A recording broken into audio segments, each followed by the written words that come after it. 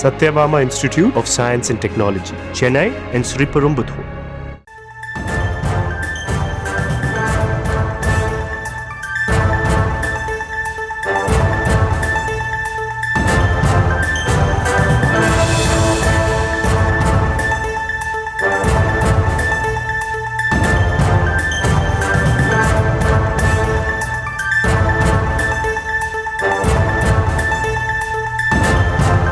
செய்திகளை பார்த்து வருகிறோம்.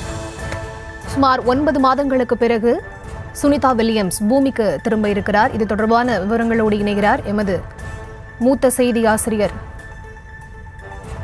அண்மை செய்திகளை பார்த்து வருகிறோம்.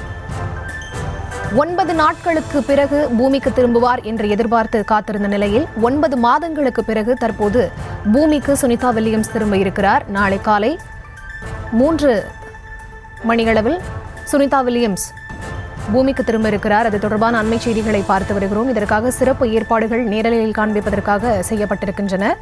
சர்வதேச விண்வெளி நிலையத்திலிருந்து அதிகாலை பூமிக்கு சுனிதா வில்லியம்ஸ் திரும்ப இருக்கிறார். இது தொடர்பான முழுமையான விவரங்களோடு இணைப்பில் காத்திருக்கிறார் எமது மூத்த செய்தி ஆசிரியர் ரஹ்மான். அவரிடம் பேசலாம். வணக்கம் சார், விவரங்களை நீங்க பதிவு செய்யலாம். சர்வதேச விண்வெளி ஆய்வு மையத்தில் சுனிதா வில்லியம்ஸும் பட்ஸ் வில்மோர் என்கிற ஒரு விண்வெளி வீரரும், இருவருமே அமெரிக்காவை சேர்ந்தவர்கள். அமெரிக்க விண்வெளி வீரரும் விண்வெளி வீராங்கனையும் 9 மாதங்களுக்கு மேலாக சர்வதேச விண்வெளி ஆய்வு மையத்தில் சிக்கியிருக்கிறார்கள். அவர்கள் சிக்கியிருப்பதற்கான காரணம் நாம் அனைவரும் அறிந்ததுதான். அவர்கள் சென்ற போயிங் ஸ்டார்லைனர் என்ற விண்கலம் அவர்களை கடந்த ஆண்டு ஜூன் மாதம் அங்கு சர்வதேச விண்வெளி ஆய்வு மையத்திற்கு சுமந்து சென்றது. அங்கு அந்த சர்வதேச விண்வெளி ஆய்வு மையத்தில் அந்த போயிங் ஸ்டார்லைனர் விண்கலம் சென்று சேர்ந்ததன் பிறகு அதில் ஏற்பட்ட கோளாறு காரணமாக அந்த அதே விண்கலம் மூலம் சுனிதா வில்லியம்ஸும் பட்ஸ் வில்மோர் ஆகிய இருவரும் பூமிக்கு திரும்புவது சாத்தியமில்லாமல் போய்விட்டது.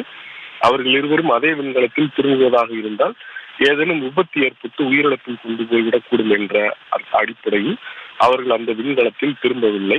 அந்த விண்கலம் அவர்களை அங்கு சென்று சேர்த்துவிட்டு அதன் பிறகு காலியாகவே அங்கு பூமிக்கு திரும்பியது. வழக்கமாக இந்த சர்வதேச விண்வெளி ஆய்வு மையத்திற்கு விண்வெளி வீரர்கள் செல்லும் போது அவர்கள் ஒரு குறிப்பிட்ட விண்கலத்தின் மூலம் செல்வார்கள்.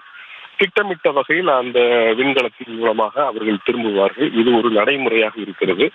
ஆனால் இந்த நடைமுறையில் இப்படி திடீர் கோளாறு ஏற்பட்டு குழப்பம் ஏற்பட்டதன் காரணமாக சுனிதா வில்லியம்ஸும் பட்ஸ் வில்மோரும் பூமிக்கு திரும்புவதில் பெரும் சிக்கல் ஏற்பட்டது. தொடர்ச்சியாக அவர்களை பூமிக்கு திரும்ப அழைத்து வருவதற்கான அடுத்த கட்ட நடவடிக்கைகளும் முடங்கி போய்விட்டன. இவர்கள் இருவரும் குறுகிய காலம் மட்டுமே விண்வெளி ஆய்வு நிலையத்தில் இருப்பதற்காக அனுப்பி வைக்கப்பட்டவர்கள். அத்தகைய தயாரிப்புகளுடன் தான் அவர்கள் அனுப்பி வைக்கப்பட்டவர்கள். ஆனால் எதிர்பாராத இந்த சூழல் காரணமாக அவர்கள் 9 மாதங்களுக்கு மேலாக பூமிக்கு திரும்புவதில் சிக்கல் ஏற்பட்டிருக்கிறது. இதில் சுனிதா வில்லியம்ஸ் என்பவர் இந்திய வம்சாவளியை சேர்ந்தவர் என்பது இந்தியாவில் கூடுதல் முக்கியத்துவம் பெறுகிறது. அந்த அடிப்படையில் தான் சுனிதா வில்லியம்ஸ் எப்போது பூமிக்கு திரும்புவார் என்கிற அந்த கேள்விகளும் அந்த எதிர்பார்ப்புகளும் இருந்து வந்தன.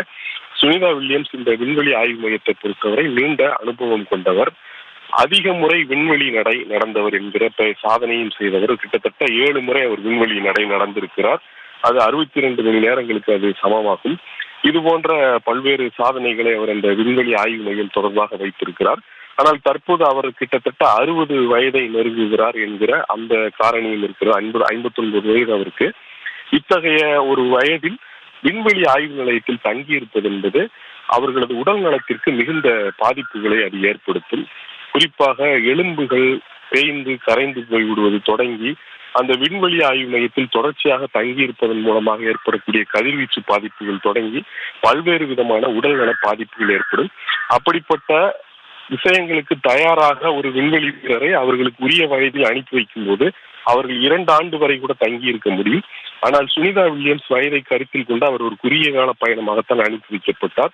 ஆனால் அந்த போயிங் ஸ்டார்லைனர் விண்கலத்தில் ஏற்பட்ட கோளாறு காரணமாக அவர் பூமிக்கு திரும்புவதில் சிக்கல் ஏற்பட்டு கிட்டத்தட்ட 9 மாதங்களுக்கு மேலாகிவிட்டது. இதற்கு முன்னர் 2-3 முறை அவர் பூமிக்கு திரும்புவார் என்று சொல்லப்பட்டது.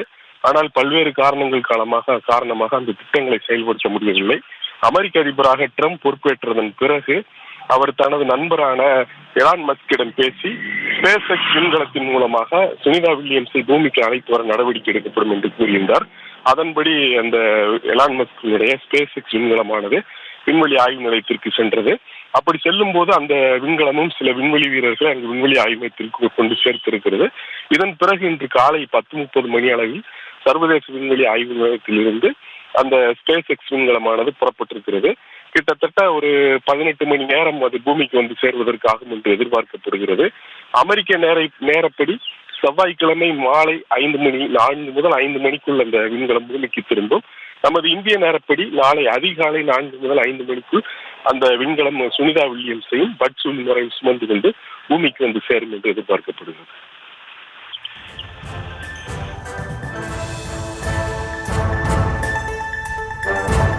விவரங்களை வழங்கியமைக்கு நன்றி சார்.